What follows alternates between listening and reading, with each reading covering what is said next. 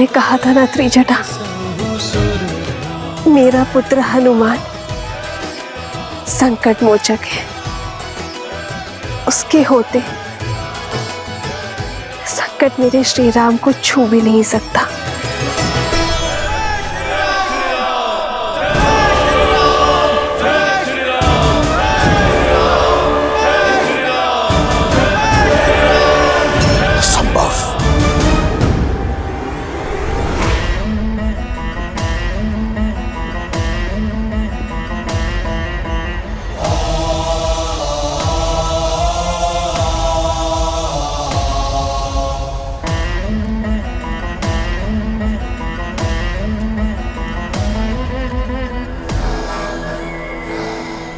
कर चरण कृतम वाक् कानजम कर्मजम वा श्रवण नयनम जम वा मानसम वपराधम वीतम वीतम वा सर्वमित क्षमस्व। जय जय करणाब्दे श्री महादेव शंभु, श्री महादेव शंभु, श्री महादेव शंभु। हे चंद्रचूड़, यदि आपके सेवक से कोई भी भूल हुई हो तो मैं आपसे क्षमा प्रार्थी हूं। यदि इस रावण ने अपने जीवन में किसी को अपने से ऊपर स्थान दिया है तो वो केवल आप हैं। यदि मैंने किसी को अपना इष्ट माना है तो वो केवल आप हैं। मैंने आपकी भक्ति अपने तन और मन से की है। आप भली भांति जानते हैं कि इस संसार में आपके इस रावण से बड़ा भक्त कहीं नहीं, ना देवता ना असुर, कोई रावण सी भक्ति नहीं कर पाएगा। और इसमें मेरा अभिमान नहीं, मेरा विश्वास है। परंतु आपने मुझसे पक्षपात किया है त्रिलोचन। मैं भली भांति जानता हूं कि विजयश्री का आशीर्वाद पाना इतना सरल नहीं। यदि आपको मुझे यह आशीर्वाद देना होता तो आपने बहुत पहले दे दिया होता। आप मेरा हाथ सीता के स्वयंवर पर रोकते नहीं पिनाक उठाने से। आप मुझसे अपना चंद्रहास नहीं छीनते। आप मेघनाद को विवश नहीं करते कि वो मुझे युद्ध भूमि में जाने से रोके। आप मेरा यज्ञ भंग नहीं होने देते। आज आपका ये भक्त अकेला उतरेगा युद्ध भूमि में राम और उसकी मरकटों की सेना के विरुद्ध, अकेला। परंतु आज आपका ये रावण सिद्ध कर देगा कि ये दशानन बिना शिव के वरदान के भी दशानन है। नहीं मानता मैं किसी नर को, नारायण को। मैं वचन देता हूं आपको कि आज के युद्ध के उपरांत ये संसार रावण का नाम कभी नहीं भूलेगा।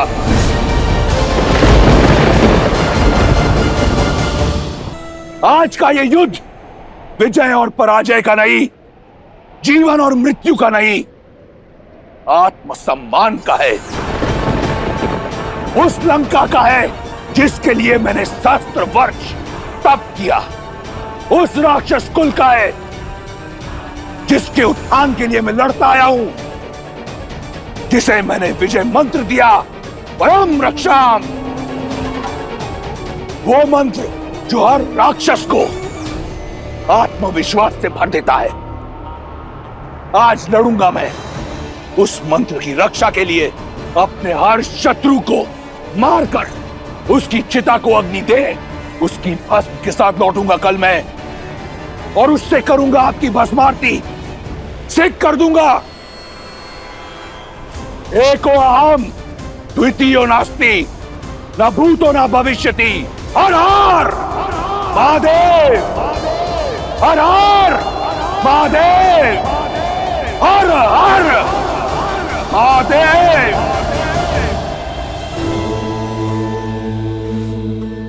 आप रुक क्यों गए महादेव? राम और रावण सामने आने को सज्ज हैं। इस समय पर विराम क्यों? विराम इसलिए लिया देवी क्योंकि इस समय मैं आपको कोई अन्य कथा सुनाना चाहता हूं। नहीं महादेव, जब भी राम कथा किसी रोचक मोड़ पर आती है आप किसी और दिशा में भटका देते हैं। हम दिशा से भटके ना, इसके लिए आवश्यक है कि जब कोई मोड़ आए तो रुक कर भली भांति चारों ओर देख लेना चाहिए, उसके पश्चात ही प्रस्थान करना चाहिए। आप सुनाए बिना मानेंगे नहीं, तो सुनाइए। तो सुनिए, मेरे परम भक्त रावण और श्री राम के संग्राम से पहले की यह कथा, नारायण के दो भक्तों को मिले वरदान की यह कथा। सतयुग के आरंभ में नारायण के दो महान भक्तों ने जन्म लिया। ओम नमो नारायण। वरुण पुत्र कली और अग्निपुत्र जरंगनी से जन्मे जय और विजय दोनों ने ही श्री हरि विष्णु नारायण को पाने के लिए कठोर तपस्या की। कई वर्षों तक हर कठिनाई, हर पीड़ा को सहते रहे। उनकी निष्ठा इतनी अधिक थी कि भक्ति और सहन शक्ति दोनों की पराकाष्ठा को पार कर गए। ओम नमो नारायण। ओम नमो नारायण। ओम नमो नारायण। ओम नमो नारायण। ओम नमो नारायण। ओम नमो नारायण। ओम नमो नारायण। अपने आराध्या के प्रति जय और विजय की निस्वार्थ श्रद्धा, ये कठोर तप और ये अद्भुत भक्ति देखकर मेरा मन गदगद हो जाता है। किंतु नारायण, इस तप का कारण क्या है? क्या इच्छा है इन दोनों की? ओम नमो नारायण। ओम नमो नारायण। जय विजय, उठो वत्स।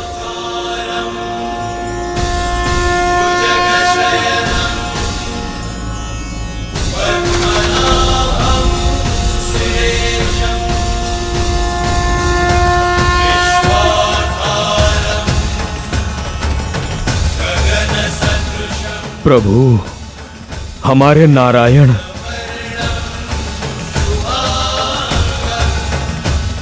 मैं तुम दोनों की श्रद्धा और कठोर तप से प्रसन्न हुआ जय विजय। मांगो, क्या वर चाहिए तुम दोनों को? जो मांगोगे वो दे दूंगा। जिसे आपके साक्षात दर्शन मिल जाए, उसे और क्या चाहिए प्रभु? आप हमसे प्रसन्न हुए, सारी इच्छाएं पूर्ण हुई प्रभु। पर कर्म का फल तो मुझे तुम्हें देना ही होगा। यदि आप हमें कोई वरदान देना चाहते हैं तो अनंत काल तक अपनी भक्ति का वरदान दीजिए। आप हमें अपने चरणों की छाया का आशीर्वाद दीजिए। जिनकी एकमात्र दर्शन से हम धन्य हो गए, उनकी एक निष्ठ भक्ति का सौभाग्य दीजिए प्रभु। भक्ति का मार्ग इतना सरल नहीं जय विजय। इसमें सुख की छाव के साथ दुख की धूप भी आती है। श्रद्धा की पवित्रता के साथ संकट की परीक्षा भी आती है। अपने भगवान को पाने के लिए आपके इस भक्त को परीक्षा की हर कसौटी स्वीकार है प्रभु। बस वरदान देने की कृपा करें। हाँ प्रभु, हमें अपनी निरंतर भक्ति और नित्य दर्शन का वरदान दीजिए। तथास्तु। आज से तुम दोनों वैकुंठ के द्वारपाल रहोगे। तुम दोनों सदा ही मेरे निकट, मेरे ही पास रहोगे।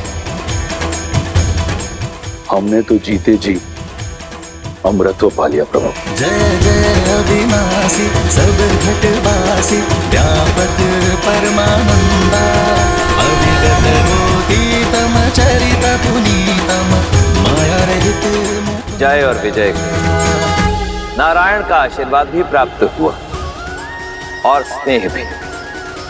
देखते ही देखते वे दोनों लक्ष्मी और नारायण के सर्वप्रिय बनकर दिव्यता और पवित्रता के सर्वोच्च शिखर वैकुंठ के द्वारपाल बन गए वो दोनों। किंतु जैसा कि नारायण ने कहा, भक्ति की परीक्षा कठिन होती है और वो समय भी आ गया।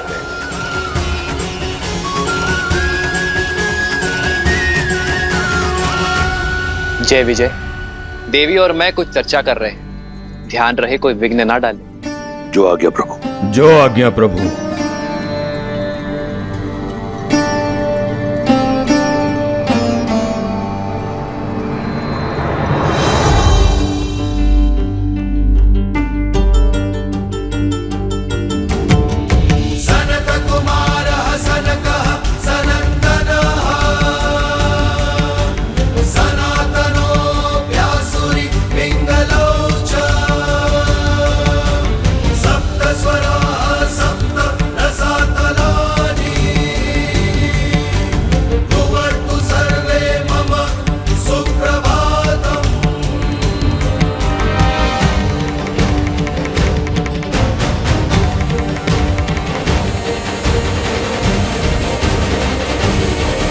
अब इसे दुर्भाग्य कहो या प्रारब्ध, ब्रह्मा के मानस पुत्र सनत कुमार वहां नारायण के दर्शन हेतु पहुंचे। वहीं रुक जाइए। जय विजय नहीं जानते थे कि जिन्हें उन्होंने रोका वो कोई साधारण बालक नहीं थे, अपितु सनत कुमार थे, जिन्हें सृष्टि में कहीं भी बिना रोक टोक विचरण करने का वरदान प्राप्त था। सनत कुमारों का प्रणाम स्वीकार कीजिए। आप भी वैकुंठ के द्वारपाल जय और विजय का प्रणाम स्वीकार करें। हमें दर्शन करने हैं नारायण के। संभव नहीं। प्रभु के आदेश से अभी वैकुंठ में प्रवेश वर्जित है। आज तक तो वैकुंठ के द्वार कभी किसी विष्णु भक्त के लिए बंद नहीं हुए, तो आज ये परिवर्तन कैसे? प्रभु का आदेश है कि वे और माता एकांत में, वो किसी प्रकार का विघ्न नहीं चाहते। विघ्न नहीं होगा, हमारी अभिलाषा केवल उनके दर्शन की है। हम बिना उनका एकांत भंग किए चुपचाप दर्शन करके यूं लौट आएंगे।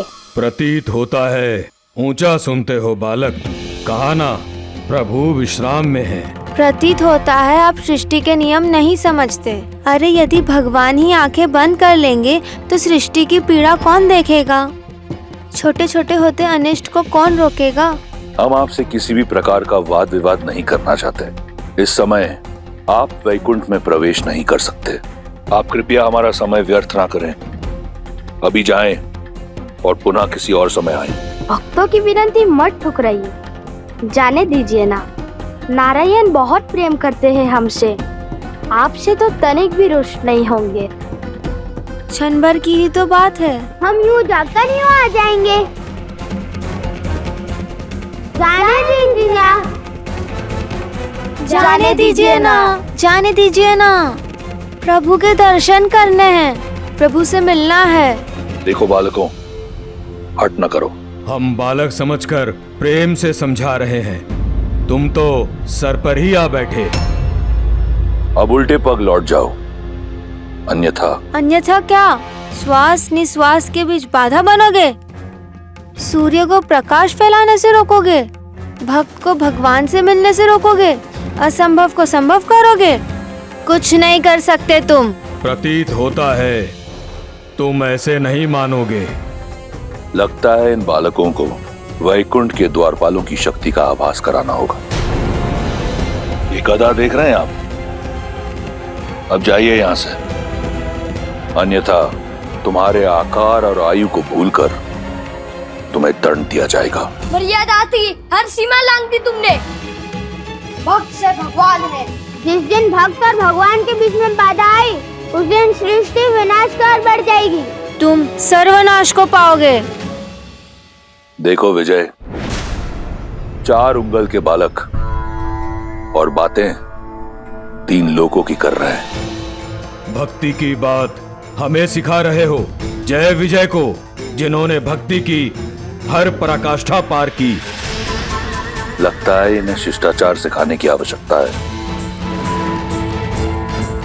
इससे पहले कि मेरे शस्त्र प्रहार के लिए बाध्य हों, चले जाओ यहाँ से बालकों। मौन, मर्यादा को तार तार किया है तुमने। दंड के भागी हो तुम दोनों।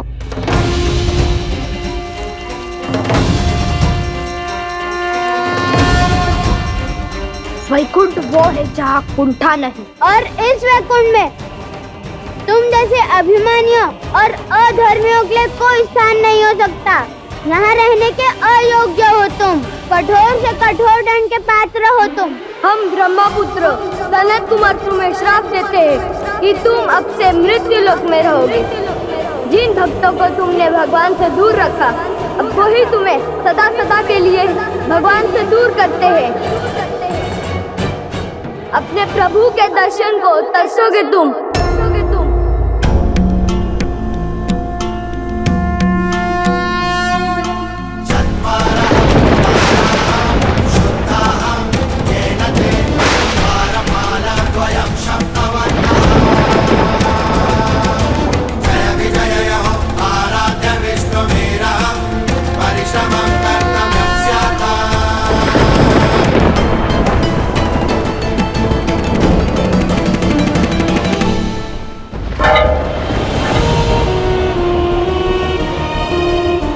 क्षमा कर दीजिए हमें, बड़ी भूल हो गई हमसे। हम नहीं जानते थे कि आप ब्रह्मपुत्र हैं। बालक समझकर आपसे उपहास कर रहे थे।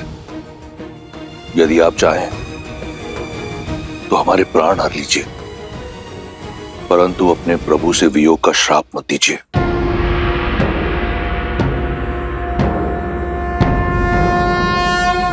नमो नारायण।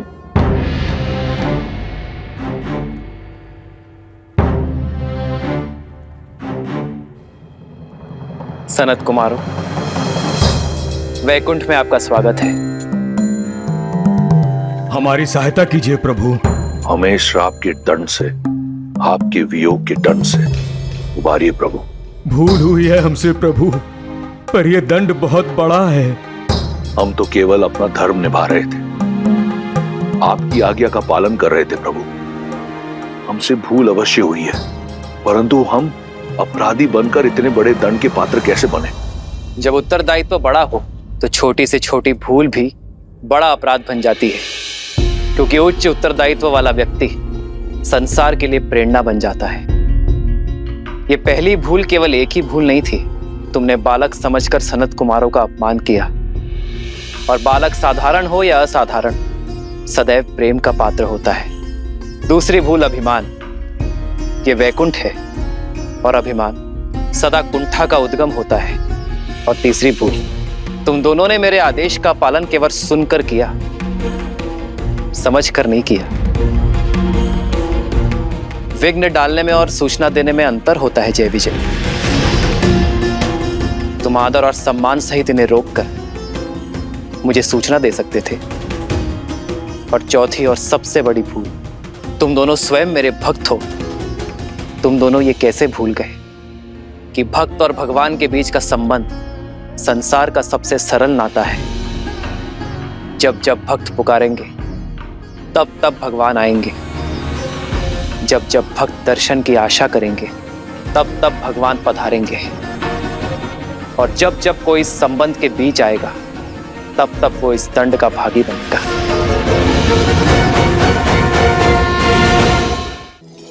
कुमारगण, जय और विजय मेरे द्वारपाल हैं। इनके अपमान के लिए मैं आपसे क्षमा प्रार्थी हूँ। नहीं नहीं प्रभु, आप क्यों क्षमा मांग रहे हैं? आपका तो कोई दोष भी नहीं है। दोष है कुमारगण। सेवक का कर्म स्वामी के यश और अपयश का कारण होता है, उसके पाप और पुण्य की सिद्धि होता है। तो सेवक के दोष और दंड का भागी मैं भी हूं। यदि इन्होंने मेरे आदेश की आधी पालना की है तो इसका दोषी मैं भी हूं, क्योंकि मैं इन्हें आदेश ठीक से समझा ना सका। भूल तो हमसे भी हुई है। ब्रह्मपुत्र होकर धैर्य नहीं रखा, क्रोध को हावी होने दिया स्वयं पर। तो क्षमा कर दीजिए हमें सनत कुमार, जो चाहे दंड दे दीजिए, बस अपने श्राप को लौटा दीजिए। हमें अपने प्रभु के वियोग के नरक में मत ढकेलिए। धनुष से निकला बाण और संतों का शाप कभी वापस नहीं लिया जा सकता जय। हमें स्वयं से दूर मत कीजिए प्रभु। बहुत कठोर तप करके यहाँ तक पहुंचे हैं प्रभु। आप तो संसार के पालन करता है, कोई तो उपाय निकालिए, उभारिए हमें।